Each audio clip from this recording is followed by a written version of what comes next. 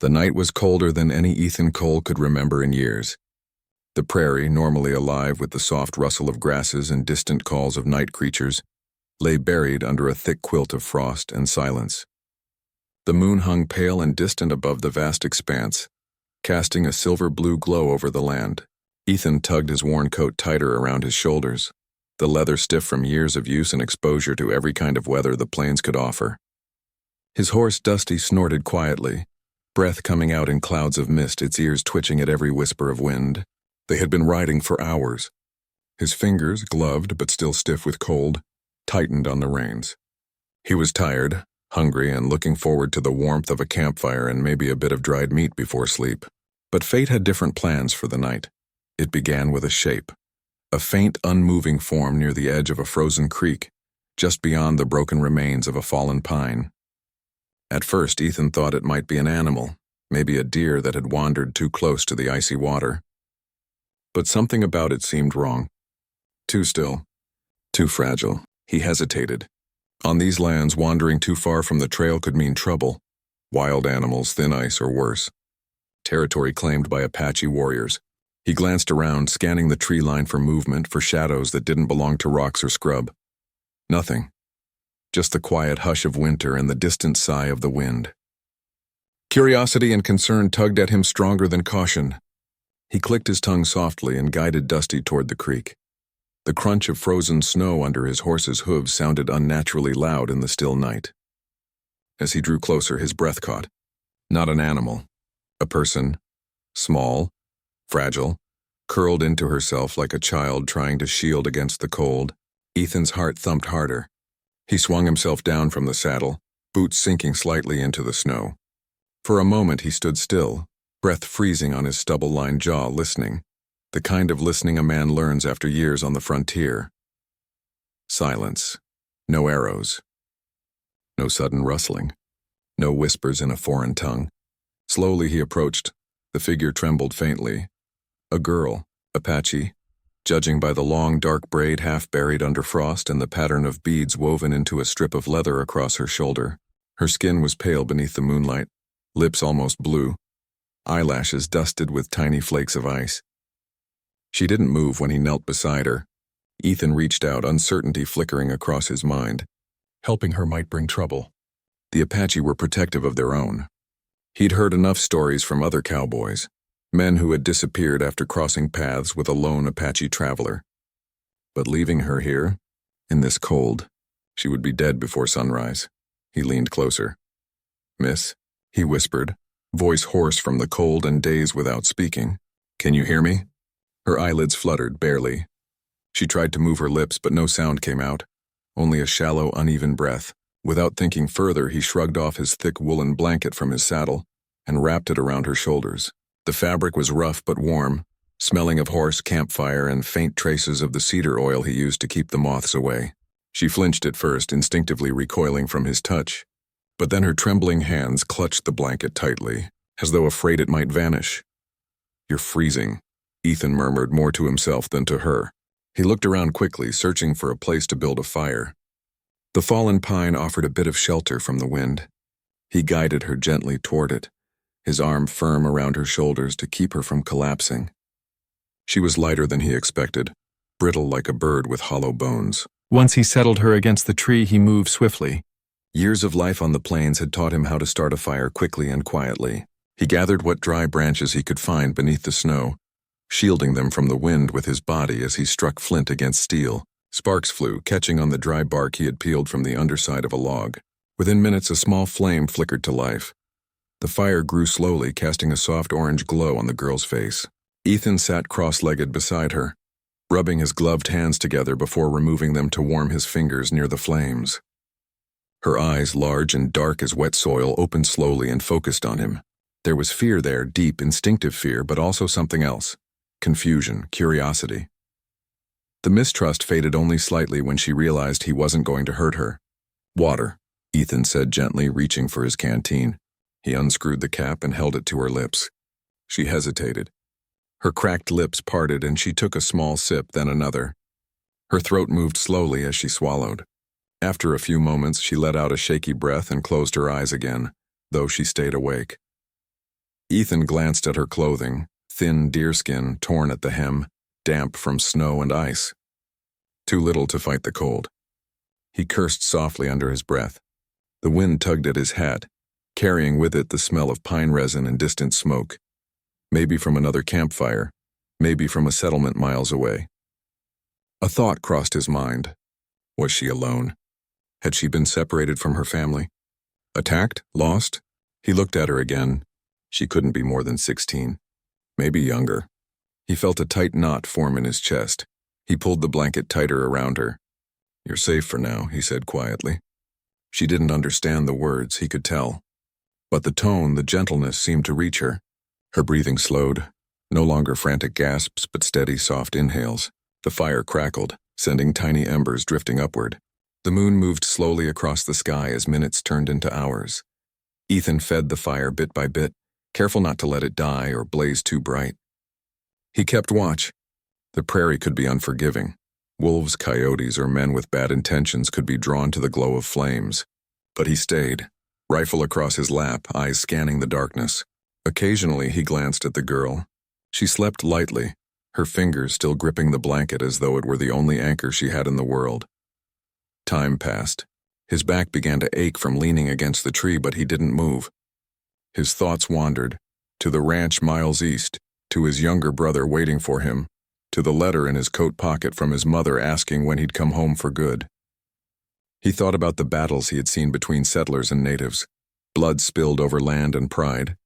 And now here he was, sitting in the snow beside a girl from the very people others called enemies. But in this moment she wasn't an enemy. She was just a life, fragile, scared, clinging to warmth. Near dawn the sky lightened, turning from black to deep indigo, then shades of silver and pale blue. The cold bit at his skin harder than before. The girl stirred. Her eyes opened again, clearer this time. She looked at the fire, then at him. Slowly, with effort, she whispered a single word in her language, voice faint as a breeze.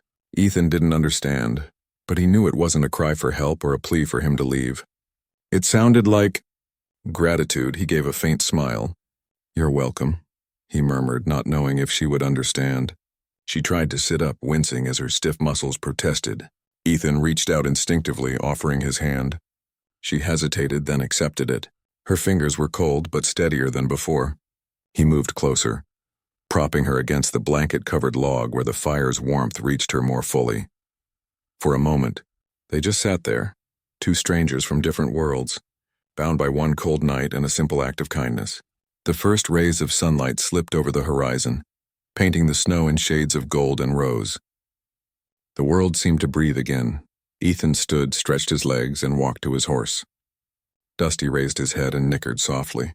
Ethan patted the horse's neck, then pulled out a small pouch of jerky and a piece of hard bread from his saddlebag. He returned to the fire and tore the bread in half, handing a piece to the girl. She looked at it unsure. He nodded encouragingly. She took a small bite, chewing slowly. Her eyes softened. Snow began to fall again, light and drifting like feathers. Ethan glanced at the horizon. If they stayed too long, the storm might worsen. He knew he couldn't leave her here, not now. He knelt beside her. "I'll take you back," he said softly, pointing toward the distant hills where he guessed her people might be. She frowned slightly, perhaps understanding only part of what he meant, but when he motioned to the horse and mimed walking, she nodded slowly. Trust. Fragile but growing. He helped her to her feet. She wobbled, knees weak, and he caught her gently. Her hand rested briefly on his arm, light as a bird's wing. Together, they walked to the horse. Ethan lifted her carefully into the saddle, then mounted behind her to steady her in case she fell. The blanket was still wrapped tightly around her, his warmth now her lifeline. She leaned back slightly, not in fear but in quiet acceptance. As they rode away from the creek, the fire smoldering behind them, the prairie opened before them, vast, endless, full of uncertainty. Ethan didn't know what waited ahead. Maybe danger, maybe gratitude, maybe both. But he knew one thing for certain. The moment he saw her lying in the snow, the course of his life had shifted. Like a river forced into a new path by a fallen tree. And as the wind whispered through the silent pines and the sun climbed higher, melting the frost from the earth, Ethan felt a strange calm settle over him. He glanced down at the girl. Her head rested lightly against his chest, eyes closed but peaceful. He held the reins steady and urged Dusty forward toward the unknown, toward the beginning of something neither of them could yet name. The sun had barely climbed above the horizon when Ethan nudged Dusty forward, the pale morning light spilling across the snow-blanked prairie. The world felt quiet, as if the entire landscape held its breath. The girl, still wrapped in his wool blanket, sat carefully in front of him, her posture tense at first, but gradually more at ease as the warmth of the morning and the steady rhythm of the horse's steps met her trembling limbs. She hadn't spoken again, only clutched the fabric tighter around her shoulders, occasionally glancing back in small, uncertain movements, as though making sure he wasn't going to abandon her midway. Ethan didn't speak either. Words felt too heavy, too unnecessary. Their silence wasn't empty. It was steady, like the beat of a drum guiding them forward. The trail was harder now. Snow had drifted in some areas overnight and hardened into a thick crust, cracking beneath hooves like glass. The cold had softened as dawn rose, but the wind still bit through his coat, tugging at his hat and burning his cheeks. He nudged the horse gently each time it hesitated, giving it quiet reassurance. The prairie stretched out endlessly. Distant pines like shadows, white hills rolling into mist, and a faint river cutting through the land like a silver ribbon beneath the ice. Somewhere past that river lay her people. Ethan didn't know exactly where, but he had traveled this land enough to guess. Apaches rarely camped too far from water or shelter from harsh weather. There were hills, caves, and cedar groves a few miles north. Maybe there. He only hoped he was right. After an hour of riding, thin trails of smoke began to rise from the far-off woods. Not from settlers' chimneys, these fires were softer, woven into the trees like whispers. Apache fires. Ethan felt his heartbeat grow louder in his ears. His mouth went dry. He had delivered cattle past their lands before, skirted their borders, seen their trackers watching him in silence from high rocks. But he had never walked willingly into their camp. The girl noticed the smoke, too. Her hands relaxed slightly, almost imperceptibly. She was going home. She turned her head a little, looking up at him with a question in her eyes. Was he truly taking her back? He gave a short nod. She blinked slowly, then faced forward again. The closer they got, the more Ethan felt the weight of unseen eyes. The trail narrowed as trees thickened, branches creaking under frost. A hawk cried overhead, soaring in a pale blue sky.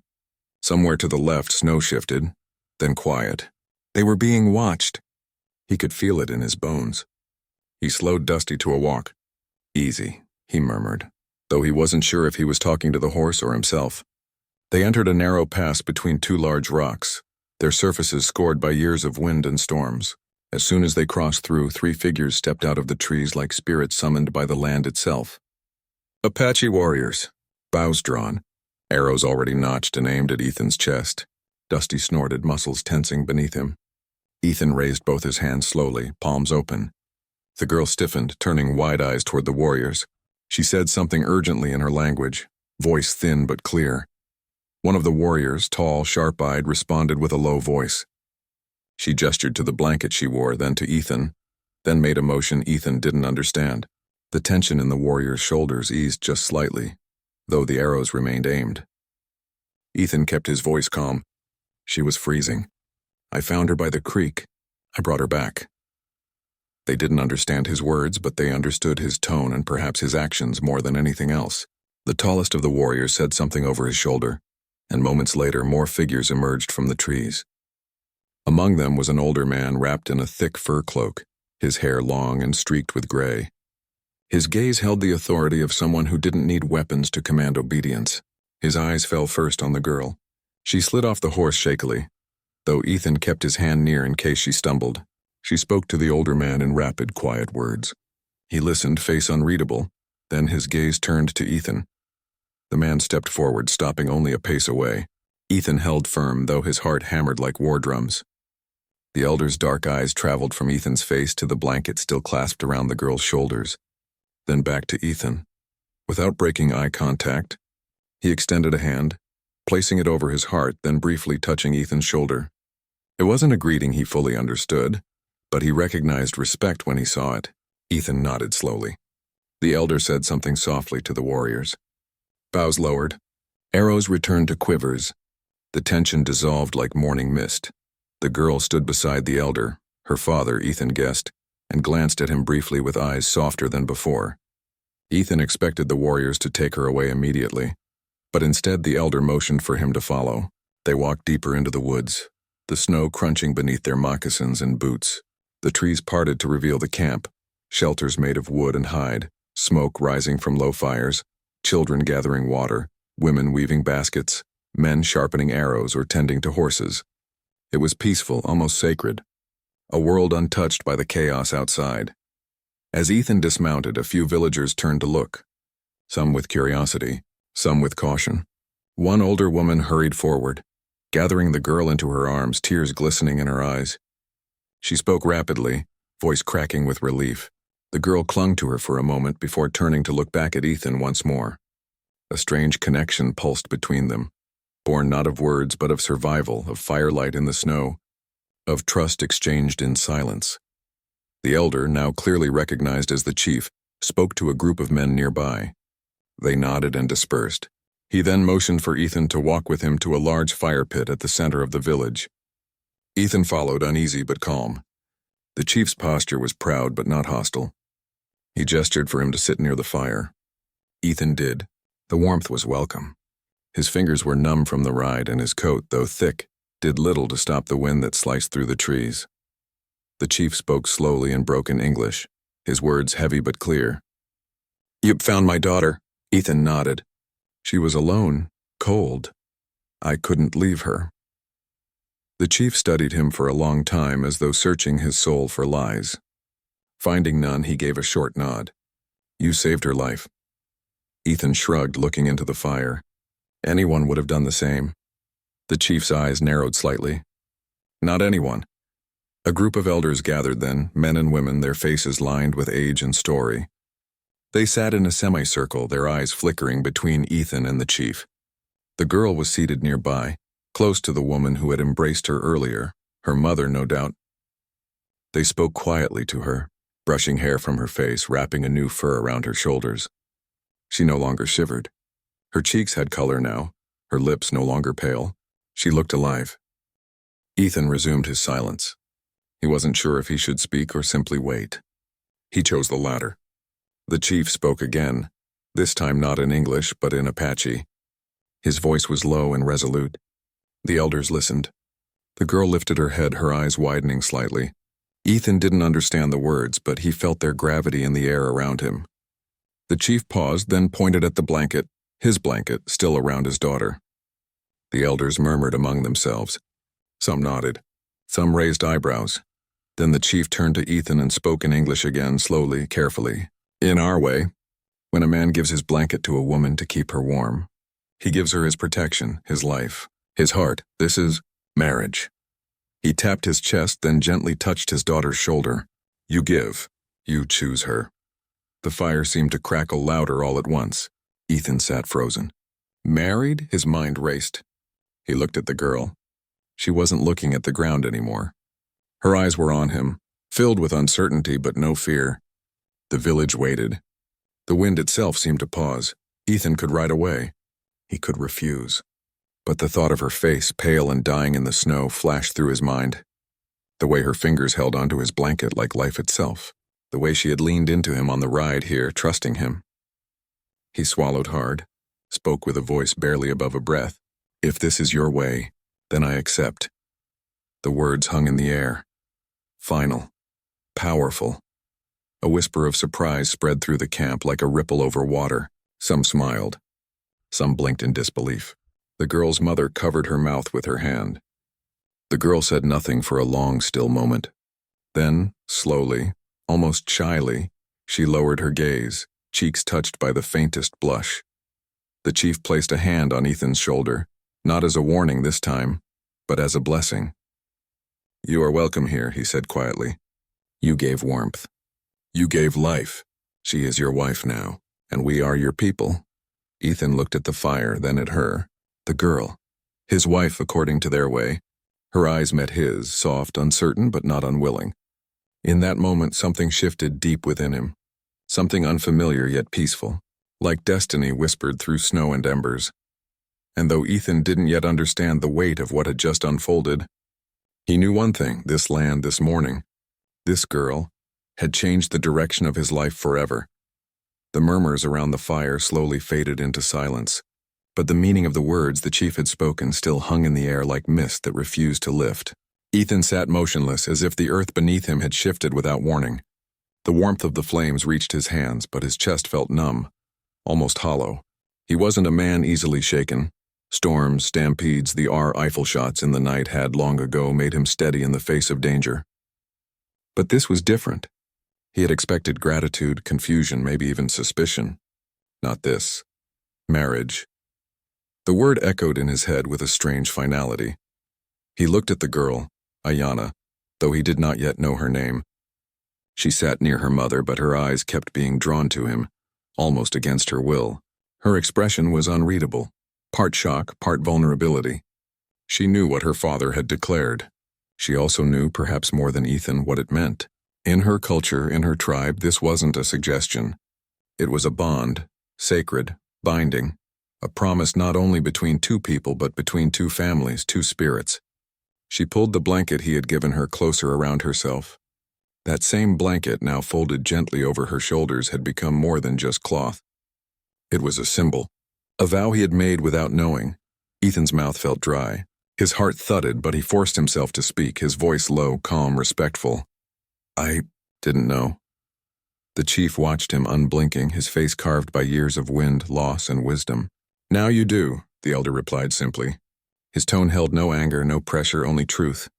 Ethan swallowed hard. The tribe waited. Women paused in their work. Warriors stood stone still at the edge of the circle. The fire crackled, sending sparks toward the darkening sky. He could refuse. He knew that. He could stand up, swing onto his horse, and ride south, back to the ranch, to his brother, to a life that made sense. But he also knew refusing would not erase what had already happened. He had saved her, wrapped her in his warmth, shielded her from death. In their eyes, he hadn't just helped her. He had chosen her, and part of him, an unexpected, deeply human part, knew he couldn't walk away from her now. Not after the way her cold fingers had clung to his blanket, not after the way she leaned against him, trusting him during the ride, not after those dark, fearful eyes had looked at him like he was the only safe thing in a frozen world. His chest rose and fell with a slow breath. He met the chief's gaze. "If this is your way," he said softly, voice steadying as he spoke, "then I accept." For a moment, nothing moved. Even the wind seemed to pause.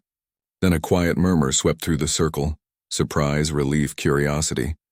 The chief gave a single nod, deep and solemn. The weight in Ethan's chest grew heavier and lighter at the same time. The girl looked at him, not with fear now, but with something gentler, something like quiet wonder. The chief stepped forward. He placed a hand on Ethan's shoulder. It wasn't the same gesture from before. This one felt like a rite, a seal. "You gave warmth," he said. "Now you will give life beside her." Ethan nodded, though his heart raged with confusion. He wasn't sure if he was ready for this, but he knew he was certain of one thing: he would not let harm come to her. As dusk settled, the tribe moved like a river, finding its rhythm again. Some returned to their tasks. Others whispered. Ethan stood, his legs feeling heavy. The girl's mother approached, her eyes kind but cautious, and spoke softly to her daughter. Ayanna hesitated, then stood. She walked toward Ethan quietly, her steps light in the snow. She stopped a few feet away. For a moment, neither spoke. Ethan lowered his voice. "Are you all right?" She did not understand the words fully, but she knew the question. She nodded slowly. Her fingers, hidden beneath the blanket, tightened slightly. Then she looked into his eyes and said the first English words he heard from her lips. "You stay?" The simple question hit him harder than any arrow. He nodded. "I stay." Something fragile passed between them. A thread spun of firelight, fear, and unexpected comfort. The night deepened. The stars spilled across the sky like crushed diamonds. Ethan was given a place to sit near the chief's fire. A woman brought him a bowl of stew, rabbit, herbs, and something unfamiliar but warm. He muttered a soft thank you. The girl sat with her family, but her gaze drifted to him again and again like clouds passing over the moon. Elders began to speak in low tones. Their words were not harsh. They were stories, memories, warnings. Ethan didn't understand their language, but he understood their meaning. A warrior explained something to a child. A mother braided her daughter's hair while singing a lullaby mournful and sweet. Smoke curled into the sky. Sparks rose and disappeared into darkness. Ethan felt both completely out of place and strangely at peace. After some time, the chief stood and gestured for Ethan to follow him. They walked past the fire circle, past the tents, toward a quiet area where the river could be heard beneath its icy shell. Ayanna followed a step behind, silent as snowfall. The chief turned. His face was stern, but his eyes were not unkind. "You speak true words," he said slowly. "You have good heart, but heart must be strong. My people will watch you. They will test you." Ethan nodded. "I understand." The chief looked at the girl, then back at Ethan. "She is my blood. You protect her. You give her honor." Ethan's jaw tightened, not in anger, but in promise. "I will." The chief studied him another moment, then placed something in Ethan's hand. A piece of leather, braided and adorned with a small carved stone. "This," the chief said, "binds you to our people." The girl watched as Ethan closed his hand around it. He didn't know its full meaning, but he held it carefully like something sacred. The chief left them then, retreating into the darkness. Ayanna stared at Ethan softly. Her voice was quiet as wind through pines. "My name, Ayanna." Ethan repeated it slowly, letting the syllables sit on his tongue. "Ayanna?" Her lips curved just a little. Then she pointed gently to his chest. "You?" "Ethan," he said. "Ethan Cole." She repeated it carefully. "Ethan." The sound was different coming from her. Soft, musical. For a moment they said nothing. He wanted to explain. He hadn't planned this. He didn't mean to take her future in his hands without asking. But how could he explain something he barely understood to a girl who barely knew his language? Instead, he did the only thing that felt right. He bowed his head slightly, not in fear but in respect. "I will not harm you," he said quietly. "I will protect you." She didn't understand every word, but she understood enough. She nodded. "Safe," she whispered, placing her hand briefly over her heart. Then before he could say more, she walked back toward the firelight, her figure glowing gold, then fading into night. Ethan remained where he stood, listening to the river whisper beneath the ice. 1,000 questions raced through his mind. How could he live among them? Would they ever trust him? What future could a cowboy and a chief's daughter possibly have in a world divided by guns and broken treaties? But beneath those questions, buried deep in his chest, was something quieter. A strange peace. He had made his choice. Now he had to live it. He returned to the camp. A place by the fire had been laid for him. Ayanna sat with her mother and younger sibling. He didn't know what tomorrow would bring. But for the first time in a long time, he wasn't alone. The night after Ethan's reluctant acceptance of an unexpected fate was darker than any before. The fire in the center of the Apache camp crackled faintly, casting slivers of amber light across faces that still studied him carefully. Some held indifference, some held quiet amusement, others resentment. But there was one face he could not stop himself from searching for. Hers.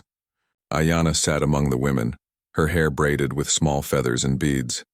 Her long lashes lowered, cheeks touched softly by the fire's glow. She did not look at him, not once, but he could feel her awareness of him, like wind, felt but unseen. The realization that the tribe now saw her as his wife, and that she had not protested, pinned his chest with a strange tightness, both fear and something he could not name. He lay in his borrowed hide shelter that night, eyes wide open, hearing the constant rhythm of drums echoing faintly from a distant part of the settlement, marking celebration for a union he neither planned nor understood. Sleep was impossible. Every time he closed his eyes, he saw her face turning in the firelight and the chief's firm gaze declaring, "You gave warmth to one of ours. You gave more than a blanket. You gave your vow." He turned onto his side restlessly, listening to the faint sounds of horses, the low conversation of night guards, the far-off howling of wolves. But beneath it all, he kept hearing her soft breath when he found her by the riverbank freezing, and he remembered how her small hands had clutched his blanket like life itself. Maybe that was the moment everything changed. Morning came with a pale golden sky and a cold wind sweeping down from the hills. Ethan stepped outside, pulled his coat tighter, feeling many eyes follow him. The air was crisp, smelling of cedar smoke and wet earth. Children ran between teepees. Women prepared morning meals and hunters tacked leather straps to their horses. Life went on, but not for him. His life had split into before and after, and he wasn't sure where he belonged anymore. Ayanna was nowhere in sight. He felt both relieved and unsettled by her absence. As he stood near his horse, running a hand down its mane just to ground himself, a shadow approached. It was the chief, tall, strong, eyes deep as carved stone. He regarded Ethan calmly.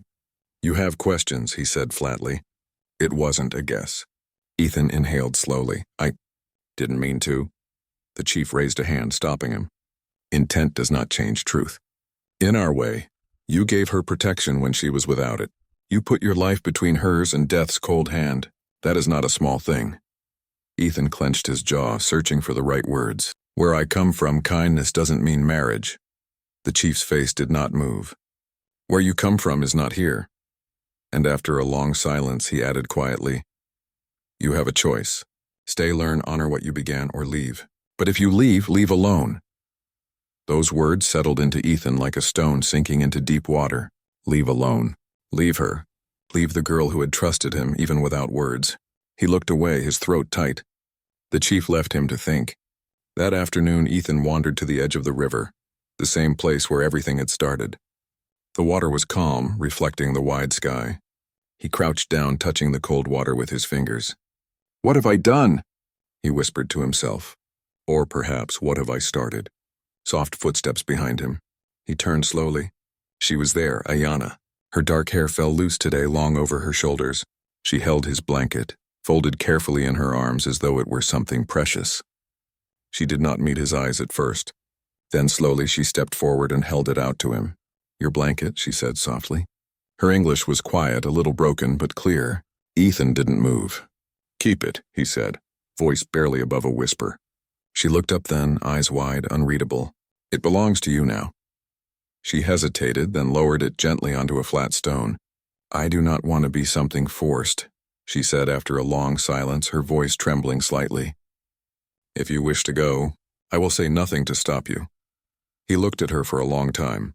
The cold wind brushed her hair, carrying the scent of sage. She looked fragile and strong all at once. "Do you want me to stay?" he asked. She looked down at her hands. "I do not know you, but you did not let me die. And when they said I was yours, you did not speak against it." Her voice dropped lower, "So I thought. Maybe you did not hate it." Ethan's breath caught in his chest. Truthfully, he didn't hate it. He feared it. He feared what it would mean.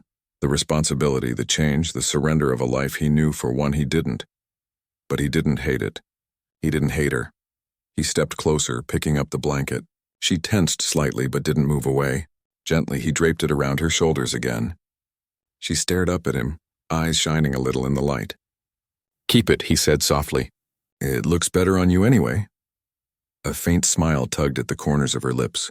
It was the first time he'd seen her smile, and something inside him broke open, not in pain but in some quiet relief, like a river thawing after winter. The days that followed were slower, softer. Ethan didn't leave. He wasn't sure when he'd decided to stay.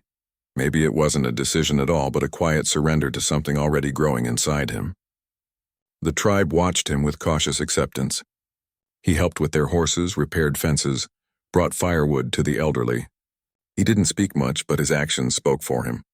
Ayanna and he were not husband and wife in the way the tribe celebrated. No drums, no feast. But people began to look at them differently. Less surprise, more certainty. She would bring him food sometimes, shyly, leaving it near him without a word. He would sometimes sit near her in the evenings by the fire. They didn't touch. They barely spoke. But something warm and unspoken grew between them. One night, as stars blanketed the sky and the moon cast silver across the ground, Ethan sat beside Ayanna outside her family's teepee. The air was cool, the fire low. Children slept and conversations had fallen to soft whispers. She was sewing small beads into a piece of leather. He watched her graceful fingers for a moment. Then he asked quietly, "Did you ever want this? Any of this?" She paused, thread between fingers. "I wanted to live," she said softly. "When I was in the river, I thought I would die. But I felt your warmth. I heard your voice. I wanted to live." She looked up at him, eyes soft but steady. "So perhaps I wanted this too, even if I did not know it." He swallowed, emotions thick in his throat. I don't know how to be what you need, he admitted. She tilted her head slightly. Then be what is true. She set aside her sewing. The heart does not need perfect. It needs honest. The warmth of the fire deepened between them. Slowly, timidly, she reached out and placed her hand over his. Her touch was light as a feather, but it sent a current through him so strong he almost forgot to breathe. He turned his hand, fingers gently closing around hers. She did not pull away, and the night around them felt softer, quieter, as if even the wind held its breath. The next morning, life moved forward. But now, when Ethan woke, he knew he wasn't alone, not in his fate, not in his fear, not in his hope.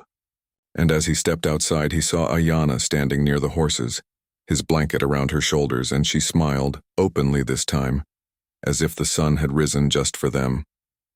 And for the first time since that cold morning by the river, Ethan smiled too. He walked toward her. The world wasn't easier. It wasn't certain, but it was theirs. And somewhere in the distance, the chief watched, faint approval in his eyes. He said nothing, but he didn't need to. Ethan had made his choice. Not by words. By staying, by loving, by letting his heart be changed. Sometimes a vow isn't spoken. It's lived,